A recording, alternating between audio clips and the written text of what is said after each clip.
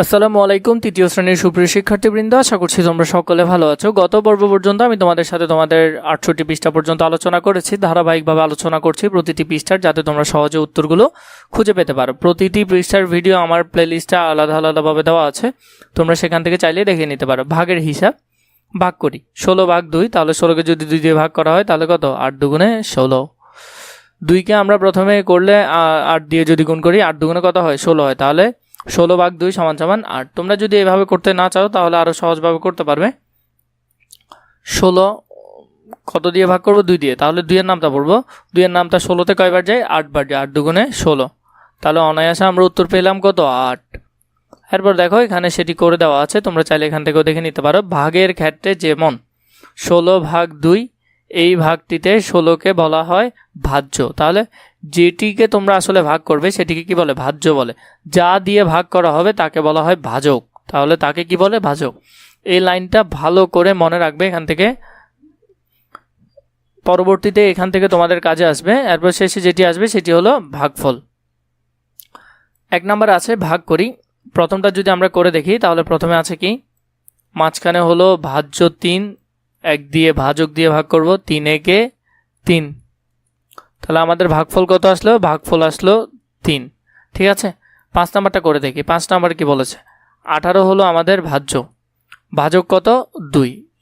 তাহলে 2 18তে কয়বার যায়? 9 বার যায়। 9 দুগুণে 18। ঠিক আছে, তাহলে আমাদের ভাগফল আসলো কত? ভাগফল আসলো 9।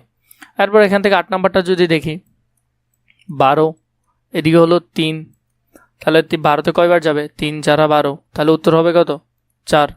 এভাবে করেও পরে সারিগুলো তোমরা করতে পারবে। 2 নম্বরে আরও কিছু ভাগ দিয়েছে, ভাগগুলো দেখে নাও। এখান থেকে প্রথমে আছে 16, 4 দিয়ে ভাগ করতে হবে। তাহলে 4 4 কি? 4 4 16। এই ভাগগুলো খুবই সহজ, এগুলো তোমরা সহজে করতে পারবে। তাহলে এটার উত্তর আসবে কত? 4। এরপর দেখো এখানের মধ্যে 7 নাম্বারটা যদি করে দেখি, 7 নাম্বার আছে 45 ভাজ্য আর ভাজক হলো 5। 5-এর নামটা এটাতে কয়বার যাবে? 9 বার যাবে। 5 নং কত? 45। এই অঙ্কগুলো তোমরা ধারাবাহিকভাবে সবগুলো করে ফেলবে, যদি আমি একটু পরে তোমাদেরকে সবগুলোর আনসারই দিব। আপাতত এমনি তোমাদেরকে বোঝানোর জন্য কয়েকটা আমি করে দিচ্ছি তোমাদেরকে। 3 নম্বরে দেখো এখানের মধ্যে দিয়েছে, প্রথমে দিয়েছে 42, 7 দিয়ে ভাগ করতে হবে। তাহলে 7-এর নামটা 42-এ কয়বার যায়? 7 একে 7, 7 দুগুণে 14, 3 7 21, 4 7 28, 5 7 35, 6 7 কত? 6 7 42। তাহলে কয়বার যাচ্ছে? 6 বার যাচ্ছে। তাহলে উত্তর হবে কত? ভাগফল হবে 6।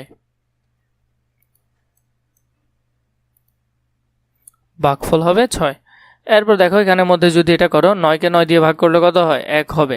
যেমন 9 ভাগ 9, 9 একে 9। আরেকটা জিনিস শিখে রাখো, এই সংখ্যাকে এটা দিয়ে গুণ করলে তোমার মাঝখানেরটা আসতে হবে, যদি না আসে তাহলে তোমার অঙ্ক ভুল হবে। এরপর দেখো এখানে 11 নম্বর 81 আর 9 দিয়ে ভাগ করতে হবে। তাহলে 9 নং কত? 81। তাহলে উত্তর হবে 9। এই সবগুলোর উত্তর আমি তোমাদেরকে দেখিয়ে দিচ্ছি। দেখো এখানের মধ্যে এইগুলো সবগুলোর উত্তর আছে, তোমরা চাইলে এগুলো সুন্দর করে এখান থেকে দেখে নিতে পারো। এখানে সবগুলোর উত্তর তোমাদেরকে দেওয়া আছে। আর পরবর্তীতে দেখো গাণিতিক ব্যাখ্যা 15 ভাগ 3, এর জন্য গাণিতিক কিছু ব্যাখ্যা আছে। আমরা 2 ধরনের ভাগ শিখেছি, প্রত্যেকে কয়টি করে পাবে আর কতজনকে দেওয়া যাবে। তাহলে আমরা যদি এখান থেকে দুটোটা সাজাই তাহলে প্রত্যেকে কয়টি করে পাবে? 15টি বিস্কুট আছে, আমরা এই বিস্কুটগুলো 3 জন শিশুর মধ্যে ভাগ করে দেব। তাহলে প্রত্যেকে কয়টি করে বিস্কুট পাবে? তাহলে এখানে আমরা লিখব 15 ভাগ 3। কয়জনের মধ্যে ভাগ করে দিব? 3 জনের মধ্যে। তাহলে 3 5 15। তাহলে প্রত্যেকে কতটা করে পাবে? 5টা করে পাবে। এখানের মধ্যে এই সারিগুলো আমরা যদি ভাগ করে দিই তাহলে চাইলে আমরা এখান থেকে করতে পারি। এর পরেরটা দেখো, কতজনকে দেওয়া যাবে? আমরা 15টি বিস্কুট কিছু শিশুর মধ্যে বিতরণ করব, যেন প্রত্যেক শিশু 3টি করে বিস্কুট পায়। তাহলে 15টা বিস্কুট, কয়টা? 15টা। প্রতিজনকে কয়টা করে দিতে চাচ্ছি? 3টা করে দিতে চাচ্ছি। তাহলে কতজন পাবে? 5 জন শিশু বিস্কুটগুলো পাবে। তোমার তৈরি গাণিতিক সমস্যা নিচের খালি ঘরে লিখো। এখানে আমি তোমাদেরকে একটা সমস্যা দিয়ে দিয়েছি, এটা তোমরা তোমাদের ওইখানে খালি জায়গায় লিখে ফেলতে পারো এই অংশটা।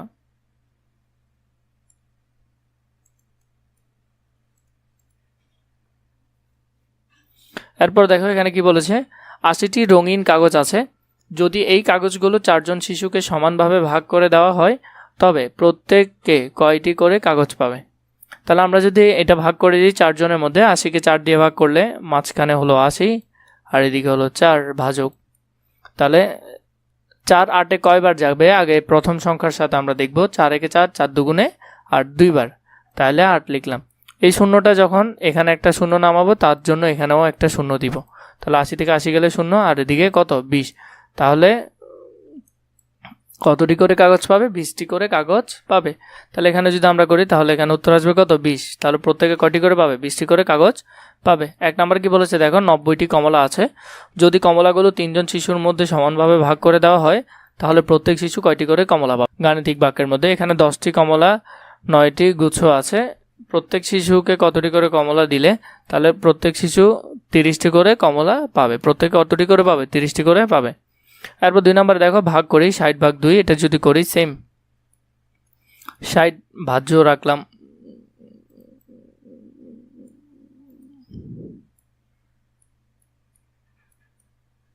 কত দিয়ে ভাগ করব, 2 দিয়ে। তাহলে 2 একে 2, 2 দুগুণে 4, 3 দুগুণে 6, 6 লিখলাম। শূন্য এখানে নামালাম, এখানেও দিলাম। তাহলে কত হয় 30। তাহলে সমান সমান কত হয় 30 হয়। এরপর দেখো 80/2, 80কে 2 দিয়ে ভাগ করি। 2 একে 2, 2 দুগুণে 4, 3 দুগুণে 6, 4 দুগুণে 8। তাহলে 4 দুগুণে 8 আর এদিকে শূন্য নামালাম, তাহলে এদিকে শূন্য। ঠিক আছে। এবার দেখো এখানে আমাদেরকে বলেছে সঠিক উত্তরে টিক দেওয়ার জন্য। 12 থেকে 3 বিয়োগ করা যায় কতবার। তাহলে আমরা যদি এটা ভাগ করে দেখি, 3 12তে কয়বার যায়, 3 একে 3, 3 দুগুণে 6, 3 তিরিকা 9, 3 4 12, 3 4 12। তাহলে কয়বার যায়, 4 বার। তাহলে 4-এর উপর কি দিবে, টিক চিহ্ন দিবে। 2 নম্বরটা দেখো, 27কে 9 দিয়ে ভাগ করলে ভাগফল কত পাওয়া যাবে। তাহলে 9কে 9, 9 দুগুণে 18, 3 নং 27। তাহলে 3 বার ভাগফল আসবে কত, 3। তারপর 3 নম্বরটা দেখো, 10কে 10 বার যোগ করলে আমরা কত পাবো, 100 পাবো। 10কে 10 বার যোগ করলে 100, 10 10-এ 100।